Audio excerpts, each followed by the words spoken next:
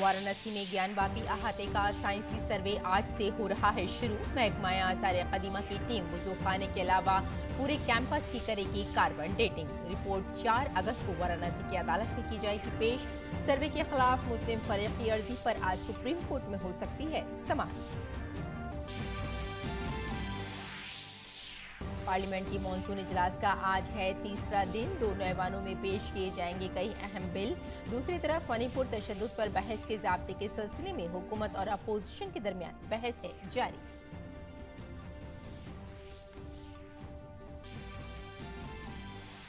अगले 2 से 4 दिनों तक कोंकण, गोवा, वस्ती महाराष्ट्र, मराठवाड़ा और गुजरात के साहिली इलाकों में भारी से बहुत भारी बारिश की वार्निंग। दिल्ली में जमुना खतरे के निशान से ऊपर।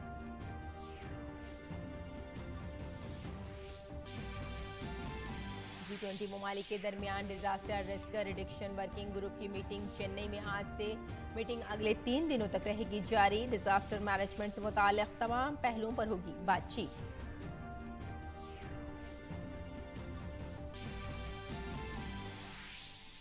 इजराइल में अदालती इस्लाहात बिल पर अहम वोटिंग आज। तेल अवीव और यरूशलेम में कल बिल के खिलाफ हुआ शदीद एहतजाज।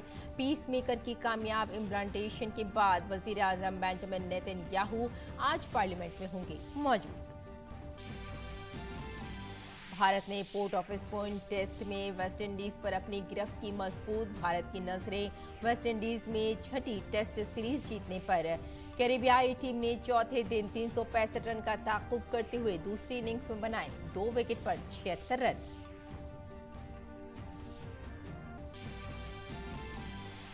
एशेज सीरीज का चौथा टेस्ट बारिश की वजह से ड्रॉ। इंग्लैंड को धचका। एशेज ट्रॉफी पर ऑस्ट्रेलिया का कब्जा बरकरार। 27 जुलाई से ओवल में खेला जाएगा 5वां टेस्ट। आदाब नाज़रीन, खबरनामे में आपका इस्तकबाल है। मैं हूं आपके साथ रेशमा फारूकी। आइए तफसील से अब खबरों पर नजर डालते हैं। वाराणसी जिला अदालत की जानिब से ज्ञानवापी कैंपस का आज से साइंसी सर्वे यानी कार्बन डेटिंग शुरू की जा रही है। महकमा आसार कदीमा की टीम वजू खाने को छोड़कर पूरे अहाते का सर्वे करेगी। महकमा आसार कदीमा की टीम मौके पर पहुंच गई है।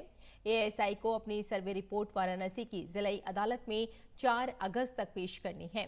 हिंदू फरीक की जानिब से वजूखाने को छोड़कर पूरे ज्ञानवापी कैंपस का ASI सर्वे कराने का मुतालबा किया गया था। इस पर जिला जज डॉक्टर अजय कृष्णा विश्वेश कोर्ट ने हिंदू और मुस्लिम दोनों फरीकों को सुनने के बाद 14 जुलाई को अपना फैसला महफूज कर लिया था। इसके बाद अदालत ने जिला जज को ज्ञानवापी मस्जिद के वजूखाने के अलावा ASI के जरिए सर्वे कराने का हुक्म दिया था। हिंदू फरीक का दावा है कि इस जगह पर पहले एक मंदिर था और इसे 17वीं सदी में मुगल शहंशाह औरंगजेब के हुक्म पर मिस्मार कर दिया गया था। हिंदू फरीक के वकील ने कहा कि ज्ञानवापी अहाते के 3 गुंबद, मगरबी दीवार और पूरे कैंपस का जदीद तरीके से जायजा लेने के बाद सूरत हाल वाज़ेह हो जाएगी।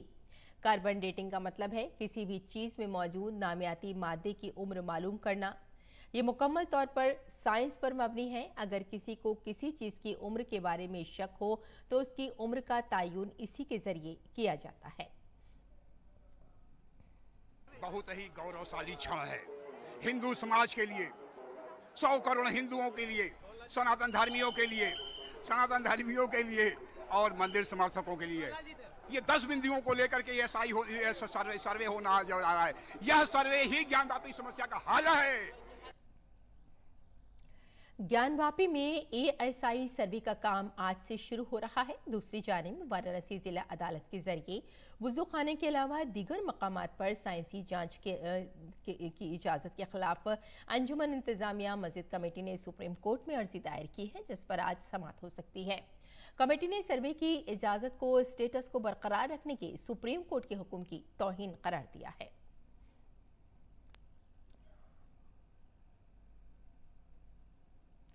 अयोध्या में श्री राम जन्मभूमि मंदिर की तामीर का काम जोरों शोर से जारी है। मंदिर की पहली मंजिल का काम मुकम्मल हो चुका है। मंदिर के मुकद्दस मुकाम और दीवारों पर देवताओं की मूर्तियों के खूबसूरत नक्शो निगार बनाए जा रहे हैं। ये तमाम काम नवंबर 2023 तक मुकम्मल होने की उम्मीद है। इसी मंदिर में काम करने वाले लोगों ने तामीराती काम के बारे में भी बताया। हमारे यूपी में जो मंदिर बन रहा है बहुत ही अच्छा मंदिर बन रहा है, जो उसला का बन रहा है, बहुत अच्छा लग रहा है। राम मंदिर का ये अभी तो 30-40 कारीगर लगे हुए हैं। ये फिनिशिंग करना है, फिनिशिंग करके हमको राम मंदिर भेजाना है। पार्लियामेंट के मॉनसून इजलास का आज तीसरा दिन है। जुमे को अपोजिशन के हंगामे की वजह से लोकसभा की कार्रवाई में खलल पड़ा और फिर इसे पूरे दिन के लिए मुलतवी कर दिया गया। तकरीबन यही सूरत हाल राज्यसभा में भी देखी गई। कांग्रेस समेत अपोजिशन जमातों ने हुकूमत से मुतालबा किया है कि मणिपुर तशद्दुद पर ऐवान में बहस की जाए। बहस के ज़ाब्ते पर अपोजिशन पार्टियां दोनों ऐवानों में हंगामा आराई और नारेबाजी कर रही हैं। मॉनसून इजलास 11 अगस्त तक जारी रहेगा। इस दौरान 17 मीटिंगें होंगी। मरकजी हुकूमत मॉनसून इजलास में 31 बिल ला रही है। इनमें बहुत से नए बिल हैं और कुछ पहले ही पार्लियामेंट में पेश किए जा चुके हैं, जिन पर बहस की जाएगी। मुल्क की दीगर रियासतों की तरह गुजरात और महाराष्ट्र भी शदीद बारिश की जद में हैं। बारिश ने रत्नागिरी में तबाही मचा दी है। सड़कें पानी से भर गई हैं, जिससे आम जिंदगी बुरी तरह मुतासिर हुई है। दूसरी तरफ रायगढ़ के अरशालवाड़ी में जारी राहत और बचाव का काम मुकम्मल हो गया है। बुध को पहाड़ में शिगाफ पड़ने से पूरा गांव इसकी जद में आ गया। महकमा मौसमियात ने आज पालघर, रायगढ़, रत्नागिरी और सिंधुदुर्ग अजला में अलग थलग मकामात पर भारी से बहुत भारी बारिश के लिए ऑरेंज अलर्ट जारी किया है। दूसरी तरफ अगले चंद दिनों तक कोंकण, गोवा और वस्ती महाराष्ट्र और मराठवाड़ा में तेज से बहुत ज्यादा तेज बारिश का इम्कान है। पानी जमा होने और सैलाब जैसी सूरत हाल से चंद दिनों की राहत के बाद एक बार फिर दिल्ली पर सैलाब का खतरा मंडला रहा है। पंजाब और हरियाणा की पहाड़ी रियासतों में हो रही मूसलाधार बारिश का असर मुल्क की राजधानी दिल्ली में एक बार फिर नजर आ रहा है। हरियाणा के यमुनानगर में हथनी कुंड बैराज से 2.23 लाख क्यूसिक पानी छोड़े जाने की वजह से हिंडन और जमुना नदी के पानी की सतह में मुसलसल इजाफा हो रहा है, जिसकी वजह से नशीबी इलाकों में रहने वाले लोगों से बार बार जगह खाली करने की अपील की जा रही है। इसके अलावा हिंडन नदी के किनारे कुछ नशीबी इलाकों की बस्तियों में पानी दाखिल हो गया है। बिगड़ती सूरत हाल के पेश नज़र SDRF और NDRF की टीमें पूरी तरह से तैयार हैं। महकमा मौसमियात ने दिल्ली में बारिश की पेशगोई की है, जबकि पंजाब, हरियाणा समेत पहाड़ी रियासतों में मूसलाधार बारिश की पेशगोई की गई है।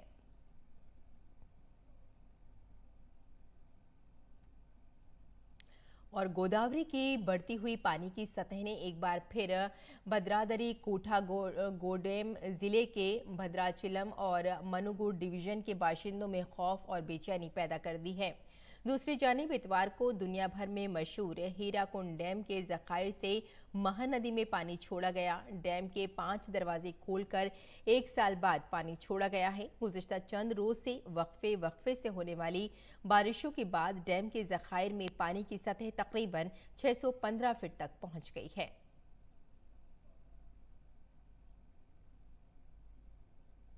मध्य प्रदेश में बारिश की वजह से आम जिंदगी दरहम बरहम है। नदी नालों का पानी देहात में दाखिल होने लगा है। महकमा मौसमियात ने इंदौर समेत 10 अजला में शदीद बारिश की वार्निंग दी है। भोपाल, जबलपुर, ग्वालियर, उज्जैन में हल्की बारिश के इम्कानात हैं। मुसलसल बारिशों की बाइस दरियाओं और डैमों में पानी की सतह बढ़ रही है। उज्जैन में शिप्रा, बुरहानपुर और बैतूल में ताप्ती नदी में तेजी है। बुरहानपुर में ताप्ती नदी पर हथनूस पुल के डूबने से 10 से ज्यादा देहातों का जिले से राब्ता मुनक़ता हो गया है।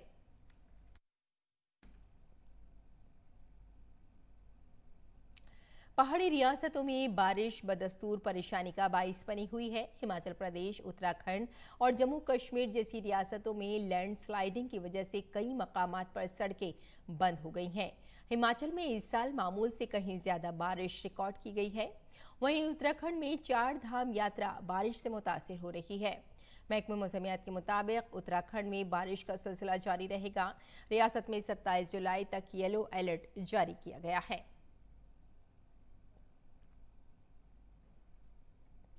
अगली खबर की जानिब बढ़ते हैं। भारत की G20 सदारत में disaster risk reduction working group की मीटिंग आज से चेन्नई में शुरू होगी। ये इजलास 26 जुलाई तक जारी रहेगा। Disaster risk reduction working group की मीटिंग में ये पहला मौका है कि G20 मीटिंग के दौरान एक खाके का मुसव्वदा तैयार किया जाएगा जो G20 ममालिक के लिए रहनुमा दस्तावेज का काम करेगा और आफात के खतरे में कमी की अहमियत को उजागर करेगा। ये कौमी और बैनुल-अक़वामी सतह पर उठाए जाने वाले ठोस इक़दामात का खाका भी पेश करेगा। प्रोग्राम में डिजास्टर मैनेजमेंट में ख़वातीन की क़यादत के किरदार पर भी बात की जाएगी और ममालिक के दरमियान बेहतरीन तरीक़ों के इश्तराक पर भी तबादला ख्याल किया जाएगा।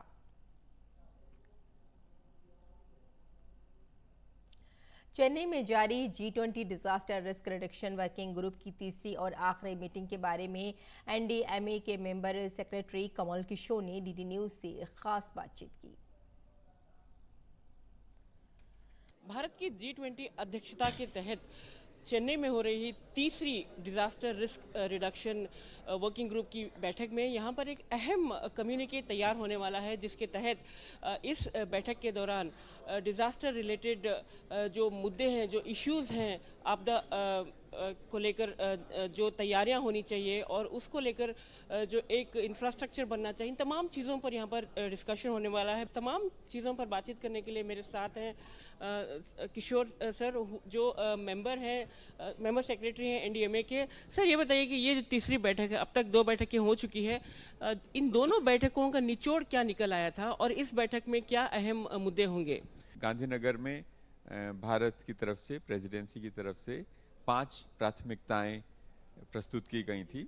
Early warning system for all, दूसरा रेजिलिएंट इंफ्रास्ट्रक्चर, तीसरा फाइनेंसिंग जो है डिजास्टर रिस्क रिडक्शन की, और चौथा बिल्ड बैक बेटर, आपदाओं के बाद जो हम घर बनाते हैं, स्कूल बनाते हैं, उनको हम कैसे बेहतर बनाएं, और पांचवा इकोसिस्टम बेस्ड अप्रोचेस, जो प्राकृतिक तरीकों से कैसे हम आपदाओं से होने वाले नुकसान को कम करें।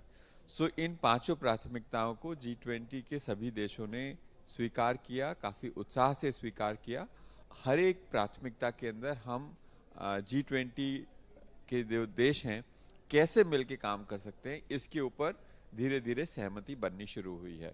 इस बैठक के दौरान जो कम्युनिके तैयार होगा, इसमें जो 5 अहम प्रायोरिटीज़ हैं, ये इन प्रायोरिटीज़ पर जोर दिया जाएगा और आने वाले दिनों में किस तरह से आपदा की जोखिम से जूझा जा सकता है और उसकी ह्यूमन ट्रेजेडीज़ को कम किया जा सकता है, इस पर जोर होगा।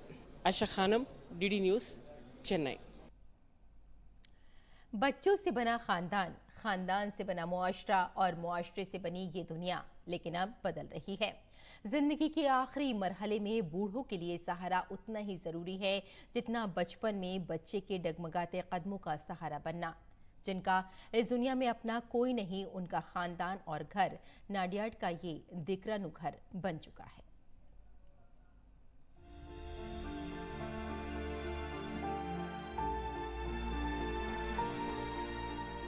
इन आंखों ने भी कुछ ख्वाब देखे होंगे, एक मुकम्मल खानदान का ख्वाब, बच्चों की मोहब्बत और प्यार का ख्वाब, इज्जत नफ्स का ख्वाब, जिंदगी के आखिरी लम्हात में तनाव से पाक वक्त का ख्वाब। खानदान को कायम करने वाले वालिदैन जब जिंदगी के आखिरी मरहले में अपने खानदान, अपनी औलाद और अपने घर से दूर हो जाते हैं तो ये दीकरानु घर उनका नया ठिकाना बन जाता है। जब ये बूढ़े कदम डगमगाने लग जाएं, जब ये आंखें धुंधली हो जाएं और चेहरे पर झुर्रियां नमूदार हो जाएं, तो इन्हें ऐसे सहारे की जरूरत होती है जो उनके साथ रहे और उनका ख्याल रखे। मजबूरियों में अकेली जिंदगी गुजारने वाले ऐसे बूढ़े जिनका इस दुनिया में कोई नहीं, उनके लिए ये लोग अपने हैं। उनका घर है नडियाद का दीकरानु घर, वो बुजुर्ग जिनके आगे पीछे कोई नहीं, जो सड़कों पर भीख मांगने पर मजबूर हैं। ओल्ड एज होम बिलाशुबा ऐसे वालिदैन के लिए बाइस रहमत होते हैं। इनको हम गुजराती में बोलेंगे तो दिकरे का घर होगा और हिंदी में हम बोलेंगे तो ये बेटे का घर है। और बेटे के घर में जो माँ बाप जो रहते हैं, जो बुजुर्ग रहते हैं, उनके लिए कोई नियम नहीं होते हैं। यहाँ पे कोई भी नियम नहीं है। यहाँ पे जितने भी सारे हमारे जो बाप दादा यहाँ पे रहते हैं वो अपना जैसा घर होता है वैसे ही यहाँ पे रहते हैं। बेहिसी के इस दौर में जब ये बूढ़ी आंखें अकेली होती हैं, तो इन जैसे लोगों की सोहबत पाकर सुकून महसूस करती हैं और जानती हैं कि हमारा दुख एक है और साथ खुश रहने की वजह भी एक ही है। बेसहारा बूढ़े जिनका अपना कोई नहीं है, उन्हें यहाँ लाया जाता है। एक ऐसी जगह जहाँ खाने से लेकर सेहत तक हर चीज का ख्याल रखा जाता है, जहाँ सब एक खानदान की तरह इकट्ठे रहते हैं। कुछ अरसे के बाद ये बुजुर्ग अपने दुख दर्द भूलकर खुशियों की दुनिया में रहने लग जाते हैं। मुझे मेरे घर पर सही से खाना भी नहीं मिलता था। ये 2 लोग यहाँ मेरी सेवा में लगे रहते हैं। यहाँ मुझे 3 वक्त का खाना अच्छे से मिलता है। मेरी मालिश भी की जाती है, जिससे मुझे बहुत सुकून मिलता है। हर जज्बे के पीछे एक मुतासिर कुन कहानी होती है। इस दिक्र घर बनने के पीछे मन्नू भाई जोशी की कहानी है। बचपन में खानदान की माशी हालत खराब होने की वजह से उन्हें 2 वक्त का खाना भी नहीं मिलता था और इसके बाद उन्होंने ये अहद किया कि अगर वो जिंदगी में काबिल हो गए तो वो रोजाना 5 लोगों को खाना खिलाएंगे। आज उनकी मानव सेवा फैमिली की तरफ से रोजाना न सिर्फ 1000 टिफिन पेश किए जा रहे हैं, बल्कि वो इस ओल्ड एज होम में हर मुमकिन खिदमत देकर बूढ़े लोगों को एक नई खुशगवार जिंदगी दे रहे हैं। बेटे का जो घर, मतलब गुजराती में दिक्रे का घर, इनको बेटे का घर बोल रहे हैं। और जय मानव सेवा परिवार ट्रस्ट नडियाद की और कई सारी सेवाएं इसी संस्था से चल रही है। रोजाना 1000 मतलब 1000 लोगों का टिफिन सेवा चल रहा है। जो वृद्ध लोग सड़कों पर रहते हैं, हम वहां अपनी टीम के साथ पहुंचते हैं और उनकी परिस्थितियों को समझते हैं। फिर वहां से उन्हें हम रेस्क्यू करके यहाँ दिक्रा के घर में ले आते हैं, जहाँ उनकी देखभाल की जाती है। जिन लोगों की तबीयत ख़राब होती है उन्हें सबसे पहले हम अस्पताल ले जाते हैं, इलाज करके फिर यहाँ लाया जाता है और फिर यहाँ उनकी हर तरह से देखभाल की जाती है। Bureau report, DD news Urdu खबरें। और गैर मुल्की खबरों में पाकिस्तान में मुजाहिरीन ने कुरान शरीफ की बेहुरमती पर स्वीडन से सफारती ताल्लुकात तोड़ने का मुतालबा किया है। स्वीडन में दाएं बाजू के एक सियासतदान की जानिब से कुरान शरीफ की बेहुरमती के खिलाफ जमीयत उलमा इस्लाम की जमात से ताल्लुक़ रखने वाले तकरीबन 3000 कारकुन इतवार को पाकिस्तान के बंदरगाही शहर कराची में सड़कों पर निकल आए। जमीयत उलमा इस्लाम के सरबराह मौलाना फजलुर रहमान ने कहा कि आलम इस्लाम के तमाम ममालिक स्वीडन से अपने सफ़ीरों को वापस बुलाएं ताकि स्वीडन पर वाज़ेह हो जाए कि मुस्लिम दुनिया अपनी मुक़द्दस किताब कुरान पाक की हिफाजत के लिए मुत्तहिद है।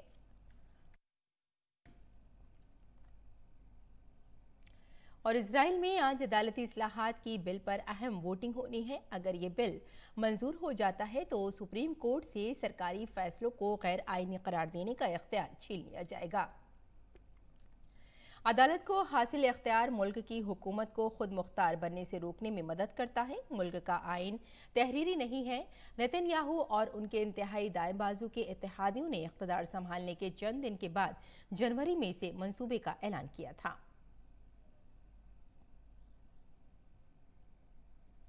और इतवार को कनाडा के नोवा स्कॉशिया में तूफानी बारिश और सैलाब से बहुत ज़्यादा नुकसान पहुंचा।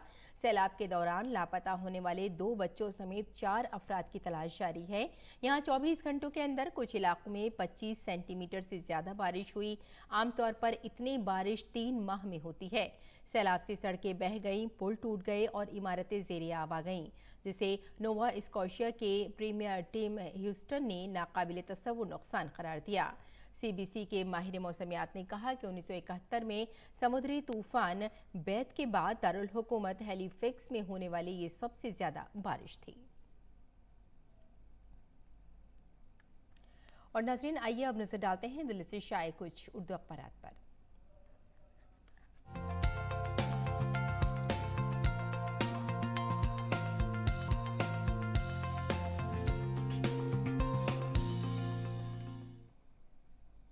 नाज़रीन, अखबारात के जायजे में सबसे पहले बात रोज़नामा राष्ट्रीय सहारा की। वैसे आपको बताते चलें कि दिल्ली से शाये मुख्तलिफ अखबारात ने जिस खबर को अपनी शह सुर्खियों में जगह दी है वो ज्ञानवापी से जुड़ी खबर है।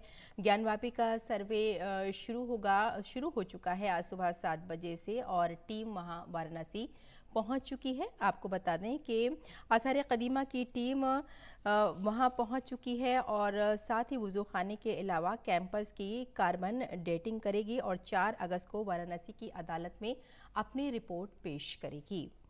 और अगली खबर पर भी आइए नज़र डाल लेते हैं। अगली खबर बारिश की है। शदीद बारिश का अलर्ट जारी बताया जा रहा है और हिमाचल में बादल फटने से 7 अमवात हो चुकी हैं और दिल्ली में जमुना फिर से खतरे के निशान से ऊपर बह रही है। और अगली खबर की जानिब भी रुख कर लेते हैं। अगली खबर है जामिया मिलिया इस्लामिया की खबर है। आपको बताते चलें कि जामिया मिलिया इस्लामिया में मेडिकल कॉलेज के क़याम को मरकज़ी हुकूमत ने मंजूरी दे दी है और मेडिकल के जो लोग मेडिकल की पढ़ाई कर रहे हैं उनके लिए एक बहुत अच्छी खबर है। वाइस चांसलर नजमा अख्तर का ये कल ऐलान किया था उन्होंने। और अब अगली खबर की जानिब भी रुख कर लेते हैं। मणिपुर में ख़वातीन के ख़िलाफ़ तशद्दुद के मुलज़िमीन पर फौरी कार्रवाई की जाए और हुकूमत सियासत से बालातर होकर इंसानी अख्तियार की पैरवी करेगी, ये कहना है डेक का। तो नाज़रीन, ये था रोज़नामा राष्ट्रीय सहारा और आइए अब नज़र डाल लेते हैं रोज़नामा हिंदुस्तान एक्सप्रेस पर। हिंदुस्तान एक्सप्रेस ने भी नाज़रीन आपको बताते चलें कि जो बाढ़ आई हुई है उसके बारे में बताया है। जमुना नदी के बारे में बताया और कहा कि जमुना नदी की आबी सतह में इजाफा हो गया है और जो मॉनिटरिंग की टीम है उन्होंने खुसूसी हिदायत भी दी हैं और साथ में ये भी कहा है कि जो लोग नशेबी इलाकों में रह रहे हैं उन्हें वहाँ से हटा दिया जाए। ये अलग बात है कि उन्हें दीगर सहूलियात भी पूरी तरह से दी जाएंगी इंतज़ामिया की तरफ से। और आइए अब अगली खबर की तरफ रुख कर लेते हैं। शजरकारी में यूपी ने तारीख रकम की है। एक दिन में 30 करोड़ से ज़्यादा पौधे लगाए गए हैं और यूपी के वज़ीर आला का कहना यह है कि जितने ज़्यादा पौधे लगाए जाएंगे उतने ही आने वाली जो नस्ल है उनको साफ माहौल मिलेगा। और आइए अब नज़र डाल लेते हैं रोज़नामा हमारा समाज पर। हमारा समाज की ये सुर्खी है, खेल के सफ़े की सात्विक चिराग की जोड़ी कोरिया ओपन चैंपियन बन गई है। और अगली खबर पर भी नज़र डाल लेते हैं। अगली खबर भी नाज़रीन हमने इसी अखबार से ली है। यूनान की बात है। यूनान सियाहती जजीरे के जंगल में आतिशज़दगी बताई जा रही है और हज़ारों अफराद नकले मकानी पर मजबूर बताए जा रहे हैं और ये भी बताया गया है कि यूनान में इस दौरान बहुत ज़्यादा गर्मी हो रही है और तकरीबन बताया गया है कि 50 सालों का जो रिकॉर्ड है जो जुलाई में बना था वो इस बार वहाँ टूट गया है गर्मी में। तो नाज़रीन, ये था अखबारात का मुख्तसर जायज़ा और आइए अब बुलेटिन की जानिब लौटते हैं और खेल की खबरों पर नजर डालते हैं। भारत और वेस्ट इंडीज़ के दरमियान 2 टेस्ट मैचों की सीरीज़ के दूसरे टेस्ट के चौथे दिन के अख्ताम पर वेस्ट इंडीज़ ने भारत के 365 रन के हदफ का ताक़ुब करते हुए अपनी दूसरी इनिंग्स में 2 विकेटों के नुकसान पर 76 रन बना लिए हैं। अब जहां वेस्ट इंडीज़ को जीत के लिए 289 रन दरकार हैं, वहीं टीम इंडिया जीत से सिर्फ 8 विकेट दूर है। अहम बात यह है कि मैच के चौथे दिन वेस्ट इंडीज़ की टीम पहली इनिंग्स में 255 रन पर ढेर हो गई। भारत की जानिब से मोहम्मद सिराज ने 5 विकेटें हासिल की। भारतीय टीम ने अपनी दूसरी इनिंग्स 181 रन 2 खिलाड़ी आउट पर डिक्लेयर करते हुए वेस्ट इंडीज़ को 365 रन का हदफ दिया है।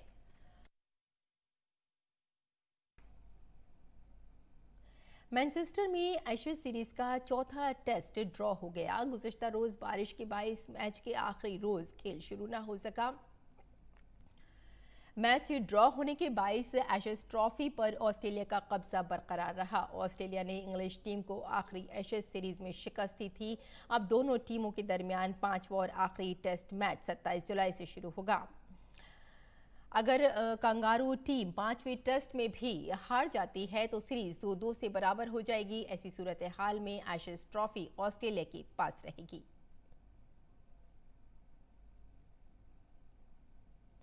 और अब मौसम का मिजाज।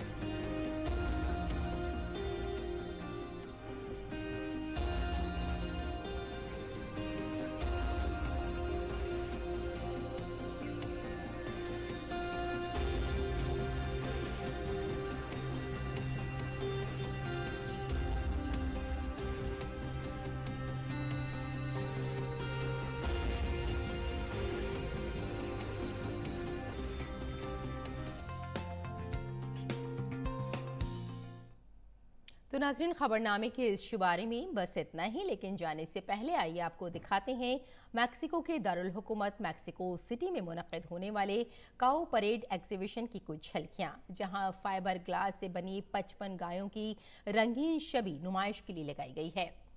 आप इनसे महसूस हो और हमें यही इजाजत दें। आदाब।